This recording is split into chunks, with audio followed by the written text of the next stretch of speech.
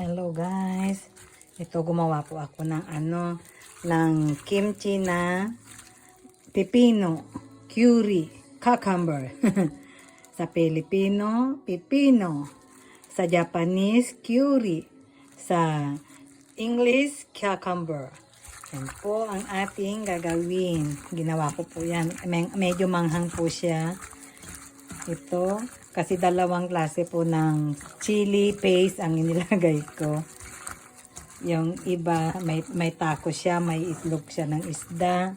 Mayroon siyang sesame seed at may nuts. Kaya medyo siguro masarap. Di ko lang po alam. Matikman ko nga. Tikman ko.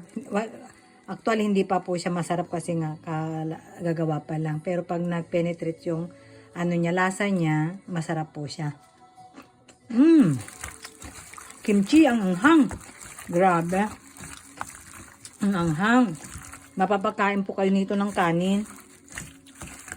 Ang anghang. Hindi pa siya yung lasa niya. Sumiksik sa pepino, pero medyo manghang na po siya. Yan po. Hayaan po natin ng mga 1 day or 2 days saka natin kakainin para magkalasa. Yan po.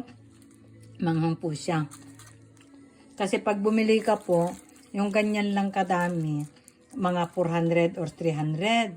Kaya gumawa ka na lang kasi nakatagpo ako ng mura na cucumber.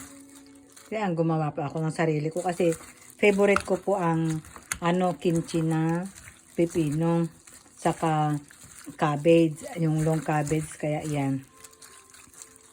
I love kimchi. Kaya gumawa ng sariling kimchi. Yan, let it guys.